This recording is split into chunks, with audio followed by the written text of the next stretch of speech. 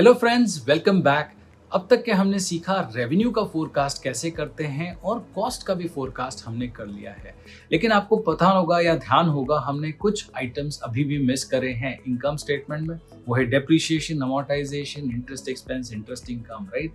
तो चलिए चालू करते हैं। सबसे पहले आइटम को पकड़ते हैं, डेप्रिसिएशन को। और डेप्रिसिएशन हमारे लिए बहुत ही ज़्यादा इंपॉर्टेंट आइटम होता है, क्योंकि कई बार ऐसा रहता है कि बड़ी कंपनीज जैसे कि कैपिटल इंटेंसिव कंपनीज हो गई या मैन्युफैक्चरिंग कंपनीज हो गई, तो उसमें डेप्रिसिएशन का अमाउंट बहुत ही बड़ा होता है। तो इसलिए उसको सेपरेटली ही टैकल करते हैं। तो इस स्टेप में हम उसको सेपरेटली देखेंगे कि डेप्रिसिएशन का कैलकुलेशन कैसे कर सकते हैं। मैं आपको सिखाऊंगा बहुत ही आसान तरीके से। चलिए शुरू करते हैं हमारा स्टेप नंबर 5, प्रोजेक्टिंग डेप्रिसिएशन।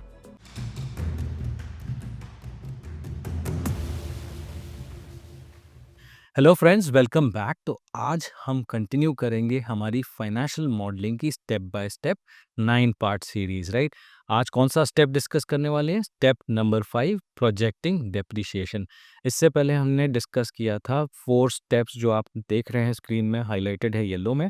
पहला स्टेप था फाइनेंशियल मॉडलिंग स्ट्रक्चर कैसे बनाते हैं। सेकेंड वाज हिस्टोरिकल एनालिसिस कैसे करते हैं। फिर तीसरे स्टेप में हमने सेल्स का फोरकास्ट किया और चौथे स्टेप में कॉस्ट का फोरकास्ट किया, और हमने इनकम स्टेटमेंट को भी प्रिटी मच कंप्लीट कर दिया था। आज हम डिस्कस करेंगे स्टेप नंबर 5, प्रोजेक्टिंग डेप्रिसिएशन।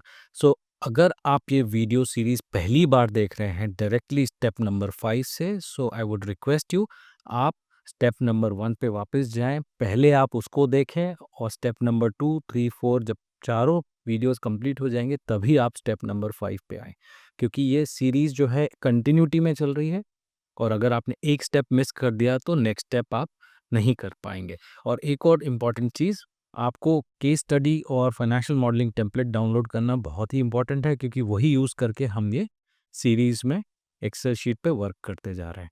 ठीक है, तो अब हम चलते हैं अपने फाइनेंशियल मॉडल पे। जो हम डिस्कस कर रहे थे वो ये है। तो आपको याद होगा कि हमने इनकम स्टेटमेंट पहले कंप्लीट कर लिया था। अब बची बात डेप्रिसिएशन की। ठीक है, तो अभी सबसे पहले मैं चलता हूँ इंडेक्स में। मुझे एक चीज़ आपको दिखानी है, वो ये है कि इनकम स्टेटमेंट, बैलेंस शीट और कैश फ्लोज, इसको हम बोलते हैं कोर फाइनेंशियल स्टेटमेंट्स। और ये जो होते हैं डेप्रिसिएशन, कैपेक्स, वर्किंग कैपिटल और डेट, जिसके यूज़ से हम ये कोर स्टेटमेंट्स को कंप्लीट करेंगे, इनको हम क्या बोलेंगे? सपोर्टिंग शीट्स, सपोर्टिंग स्केड्यूल्स भी बोल सकते हो। ठीक है, तो ये अभी हम जो करने वाले हैं डेप्रिसिएशन और केपेक्स वाली शीट, ये सबसे पहली हमारी शीट होगी। ठीक है, तो यहाँ से हम स्टार्ट करने वाले हैं, और ये जो 100 नंबर मैंने लिखा था ऐसे ही डेमोन्स्ट्रेशन के लिए लिखा था, तो ये मैंने डिलीट कर दिया है। इसी के साथ हम चलते हैं केस स्टडी में। पहले ये देखते हैं कि कुछ हमें इंफॉर्मेशन है इसके बारे में या नहीं है। ठीक है, तो अगर वो इन्फॉर्मेशन है तो हम अपने मॉडल में इनकॉर्पोरेट करेंगे, अगर नहीं है तो फिर हम स्क्रैच से स्टार्ट करेंगे। ठीक है, तो मैं चलता हूँ नेक्स्ट स्टेप में, स्क्रॉल करता हूँ, और देखिए इसमें हमारे पास एक इन्फॉर्मेशन है, कैपिटल एक्सपेंडिचर। सबसे पहले तो आपको समझना पड़ेगा कि ये कैपिटल एक्सपेंडिचर वर्ड का मीनिंग क्या होता है। कैपिटल एक्सपेंडिचर क्या होता है? कैपिटल एक्सपेंडिचर वो होता है जैसे आप वो प्लांट, मशीनरी, इक्विपमेंट, लैंड, आपको बिजनेस अगर बढ़ाना है या बिजनेस चालू करना है तो आपको इन्वेस्टमेंट करनी पड़ेगी, राइट। अगर आप मान लो टेलीकॉम इंडस्ट्री में हो और टेलीकॉम कंपनी है, तो आपको टावर्स में इन्वेस्ट करना पड़ेगा, इंफ्रास्ट्रक्चर में इन्वेस्ट करना पड़े, तो वो क्या होगा? Capital expenditure. क्योंकि ये एक्सपेंडिचर जो आप करेंगे, इसका बेनिफिट आपको अगले काफ़ी सालों तक मिलने वाला है ना? एक होता है रेवेन्यू एक्सपेंडिचर। रेवेन्यू एक्सपेंडिचर क्या होता है? रेवेन्यू एक्सपेंडिचर आपने अभी स्पेंड किया और इमीडिएटली 1 साल के अंदर उसका यूज़ भी हो गया। जैसे कि आप सोचो कि आपने कोई चीज़ खरीदी है, मान लो आपने पेन खरीदे हैं, और पेन का यूज़ इस कंपनी में 1 ही साल के लिए है, तो वो रेवेन्यू एक्सपेंडिचर हो गया। कैपिटल एक्सपेंडिचर क्या होता है कि आप बिज़नेस के लिए, ग्रो करने के लिए आपको इन्वेस्टमेंट लगेगी, व्हीकल्स खरीदने पड़ेंगे, प्रॉपर्टी, प्लांट बनाना पड़ेगा, है ना? तो ये वाली चीज़ों को हम कैपिटल एक्सपेंडिचर बोलते हैं। अब रही बात एपेक्स सॉल्यूशन की कि इनकी स्ट्रैटेजी क्या है कैपिटल एक्सपेंडिचर की। अभी इसमें क्या लिखा है देखिए, our planned capex, capital expenditure को कैपेक्स भी बोला जाता है। Our planned capex investment over the next 5 year, ये मिलियन डॉलर्स में है। ठीक है, 10,000 मिलियन डॉलर, 11,500, 13,000, 13,500, 15,000। तो हमारे पास ये डिटेल ऑलरेडी है, तो मैनेजमेंट ने अपने management discussion and analysis section में ऑलरेडी बताया हुआ है कि ये कितना है। ठीक है, तो ये जब इंफॉर्मेशन हमारे पास है तो हम इसको यूज़ करके फिगर आउट करते हैं कि डेप्रिशिएशन कितना होगा। ठीक है, तो चलें इसी के साथ हम चलते हैं अपने फाइनेंशियल मॉडल में। ओके, तो अभी इधर पे अगर आप देखें तो एक ये कॉलम रो नंबर है 11। इस रो नंबर 11 में कैपिटल एक्सपेंडिचर की डिटेल है। तो एक काम करते हैं, पहले तो ये डिटेल डाल देते हैं, इसके बाद मैं आपको एक्सप्लेन करता हूँ इसका मतलब। ठीक है, तो ये 10,000, ओके, सो 10,000,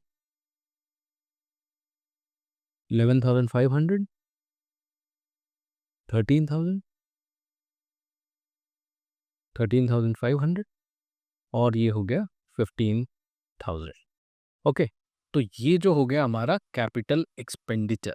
अब देखते हैं कि ये इसका मतलब क्या है। बिगनिंग, कैपिटल एक्सपेंडिचर, डेप्रिसिएशन और net PPE.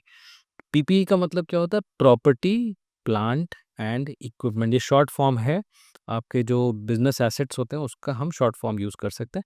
Property, plant and equipment. ठीक है, टोटल एसेट्स आप समझ लें। ये बैलेंस शीट में जो एसेट्स आती हैं, ये वो वाली एसेट नहीं है जो बैलेंस शीट के एंड में टोटल एसेट आती है। ये देखिए, ये यहाँ पे अगर आप देखेंगे तो ये टोटल एसेट्स तो ये है।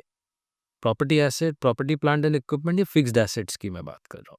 ठीक है, तो अभी ये फिक्स्ड एसेट्स की जब हम बात कर रहे हैं तो ये फॉर्मूला इसमें एक बनता है। ये बहुत ही इंटरेस्टिंग और बहुत ही ईजी फॉर्मूला है। अभी एक चीज़ लिखता हूँ मैं, आप इसको देखिए ध्यान से। BASE, base. बेस समझते हैं? बेस। ओके, अब ये फॉर्मूला है बहुत ही सिंपल। बी से क्या होगा? Beginning, property plant and equipment. A से क्या होगा? Addition to PPE. अभी आप सोचिए, पीपीई जो फिक्स्ड एसेट है आपका, स्टार्टिंग में जो था साल के, उसमें आपने उस साल कुछ खरीदा, एडिशन टू पीपीई। अब आप उस साल में आप क्या खरीद रहे हैं? आप खरीद रहे हैं कैपिटल एक्सपेंडिचर जो कर रहे हैं वो आप फिक्स्ड एसेट्स खरीद रहे हैं, उतना वर्थ फिक्स्ड एसेट खरीद रहे हैं। जैसे फॉर एग्जांपल आपने $10,000 का, $1,000,000 का फिक्स्ड एसेट खरीदा है, ये एडिशन हुआ है, राइट? ओके, अब इसमें से एस का मतलब क्या होता है? एस होता है सब्ट्रैक्ट। सब्ट्रैक्ट मतलब इस एसेट्स में से अब आप क्या रिड्यूस करेंगे? हर साल आप क्या करते हैं? आपके फिक्स्ड एसेट को करते हैं डेप्रीशिएट, है ना? तो डेप्रीशिएशन से आपका एसेट का जो अमाउंट जो बैलेंस शीट में जाता है वो होता है कम। तो इसलिए हम लिखते हैं सब्ट्रैक्ट डेप्रीशिएशन। और ई का मतलब क्या होता है? एंडिंग वैल्यू, तो एंडिंग पीपीई, और इसको हम बोल सकते हैं नेट पीपीई। तो आप फॉर्मूला समझ रहे हैं? बिगनिंग पीपीई जो स्टार्ट में क्या था, साल में कितना जोड़ा, और सब्ट्रैक्ट जो आपने किया जो वो होगा डेप्रिसिएशन अमाउंट, और फाइनली जो मिलेगा हमें एंडिंग नेट पीपीई। ठीक है, तो ये फॉर्मूला है बहुत ही आसान, और इसी को हम अप्लाई करके अपने फाइनल नंबर्स जो नेट पीपीई के हैं वो फाइंड आउट करेंगे ईयर 1 से ईयर 5 में। तो इससे पहले हमें और भी चीज़ों की ज़रूरत पड़ेगी, जैसे कि बिगनिंग पीपीई चाहिए रहेगा, डेप्रिसिएशन का नंबर चाहिए रहेगा, तो हम वो सब धीमे धीमे करके ऐड अप करेंगे। लेकिन हम एक फार्मूला लिख देते हैं इसमें। ठीक है, for now the formula is here equal two year 1 में बिगनिंग पीपीई, एडिशन होगा तो प्लस साइन आएगा, है ना, माइनस क्या होगा? डेप्रिसिएशन होगा, तो आपको क्या मिलेगा? Net PPE. ठीक है, इतना आप समझ गए फॉर्मूला को? फिर से देख लेते हैं। Beginning PPE plus capex minus depreciation, उससे आपको क्या मिलेगा? एंडिंग या नेट पीपीई।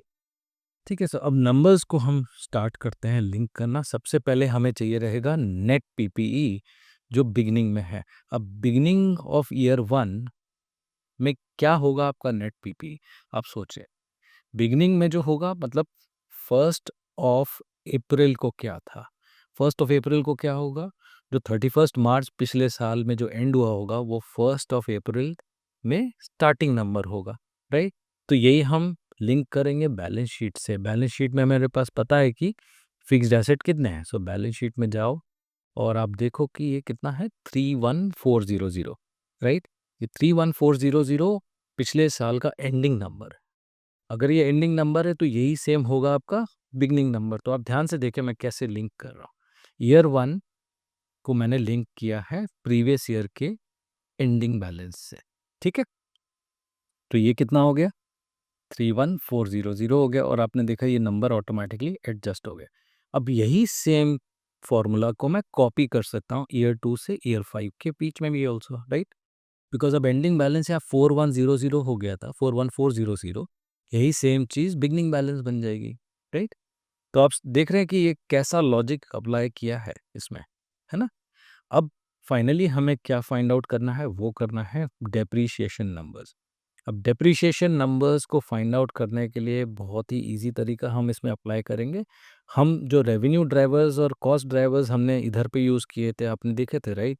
ये ड्राइवर्स जो थे, राइट, इसमें हम जो ड्राइवर्स यूज़ करेंगे डेप्रीशिएशन को फाइंड आउट करने के लिए, वो होगा depreciation as a percentage of revenue. तो जो भी रेवेन्यू आ रहा है उसी हिसाब से अपना कैपिटल एक्सपेंडिचर करोगे और उसी हिसाब से डेप्रीशिएशन अमाउंट आपका कैलकुलेट होगा।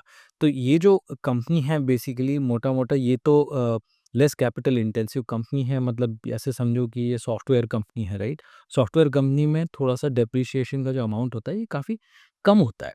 अगर आप लेट्स से मैन्युफैक्चरिंग कंपनी हो गई या कार की कंपनी हो गई, ऑटोमेकर हो गए या फार्मास्यूटिकल की कंपनी हो गई, तो उसमें इन्वेस्टमेंट बहुत ज़्यादा लगती है, कैपिटल एक्सपेंडिचर की मैं बात कर रहा हूँ।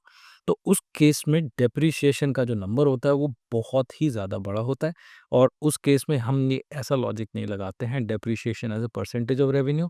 उसमें हम एक-एक एसेट को देखते हैं कि कितना उसका अमाउंट है, कितना यूज़फुल लाइफ है, और उसी हिसाब से जैसे डेप्रिसिएशन पॉलिसीज़ होती हैं, स्ट्रेट लाइन होता है, स्ट्रेट लाइन एक्सेलरेटेड डेप्रिसिएशन होता है, वो सब यूज़ करके हम डेप्रिसिएशन निकालते हैं। वो थोड़ा-सा कॉम्प्लेक्स होता है बट डिफ़िकल्ट नहीं है। इस केस में हमारा केस स्टडी थोड़ा सिम्प्लीफाइड है। हम अज़्यूम कर रहे हैं कि ये depreciation as a percentage of revenue का नंबर हम यूज़ करके फ़ोरकास्ट करेंगे डेप्रिसिएशन को। ठीक है, तो चालू करते हैं। फर्स्ट थिंग, रेवेन्यू को लिंक करना पड़ेगा। हमें पता है कि रेवेन्यू कितना है, राइट। तो रेवेन्यू को लिंक करते हैं यहाँ से 25500, तो रेवेन्यू लिंक हो गया। अब आप देख रहे हैं कि ये रेवेन्यू जो लिंक किया है ये ग्रीन कलर का, ये ऑटोमेटिकली आ गया है। लेकिन आपके मॉडल में ज़रूरी नहीं है कि ऑटोमेटिकली आएगा, आपको हमेशा इसको यहाँ से जाके कलर कोड करना पड़ेगा। ठीक है, ग्रीन का मतलब क्या होता है कि ये आ रहा है दूसरी शीट से। ठीक है, प्लीज़ रिमेंबर, कलर कोडिंग आप फॉलो करोगे तो आपकी लाइफ बहुत आसान रहेगी, क्योंकि फाइनेंशियल मॉडलिंग में सबसे ज़्यादा प्रॉब्लम दिक्कत क्या आती है कि बैलेंस शीट बैलेंस नहीं होता है, और बैलेंस शीट बैलेंस नहीं हो रहा है तो आपको बहुत ज़्यादा इन्वेस्टिगेट करना पड़ सकता है, और इन्वेस्टिगेशन के टाइम पे अगर आपको ये कन्फ्यूजन है कि कहाँ से कौन सा नंबर आ रहा है तो बहुत दिक्कतें हो जाती है। इसलिए आप कोशिश करें कि ये कलर कोडिंग्स को कंप्लीटली फॉलो करें।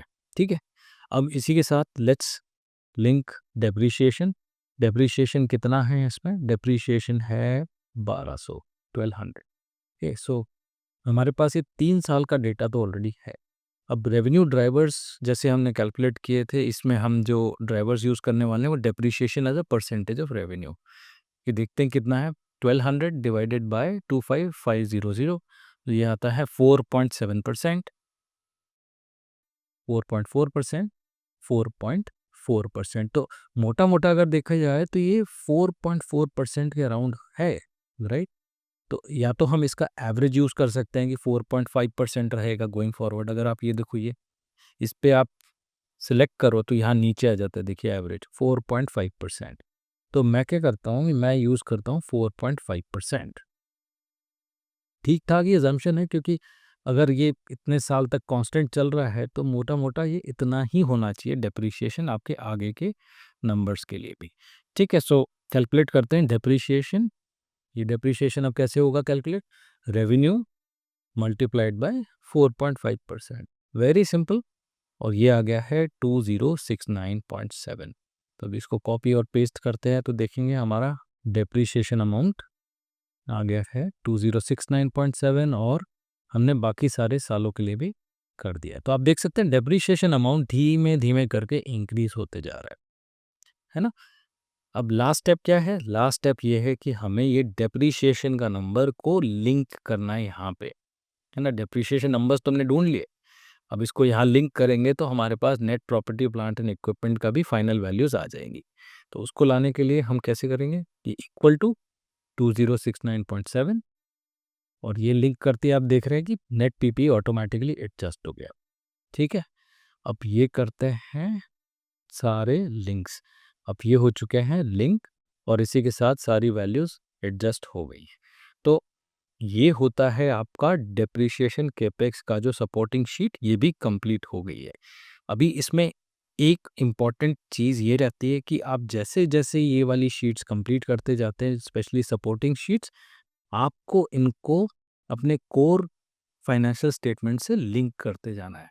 तो हम देखते हैं कि ये जो हमने कंप्लीट किया यहाँ पे, ये कौन से कोर फाइनेंशियल स्टेटमेंट्स को इफ़ेक्ट करता है। ठीक है? तो अगर आप देखेंगे इनकम स्टेटमेंट, है ना?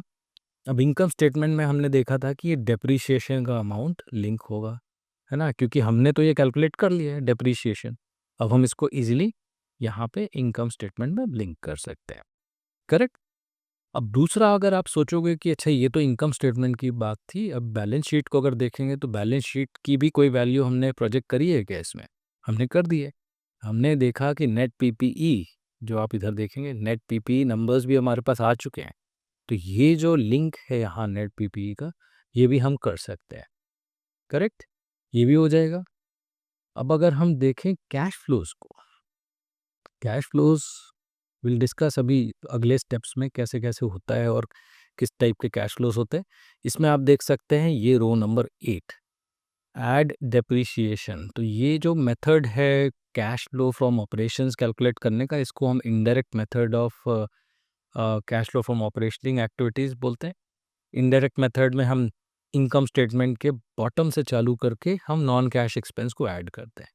तो ये आप देख रहे हैं डेप्रिसिएशन के नंबर्स के लिए भी एक लिंक है। तो मोटा-मोटा ये 3 लिंक हमें करना ज़रूरी है। तो ये 3 लिंक्स मैं लिख देता हूँ और उसके बाद हम लिंक्स करेंगे, ठीक है?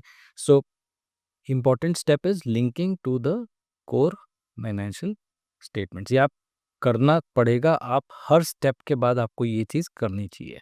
स्पेशली ये जो शीट है, सपोर्टिंग शीट्स हैं, उसके बाद आपको ये linking to the core financial statements करना पड़ेगा। तो पहला लिंक क्या था?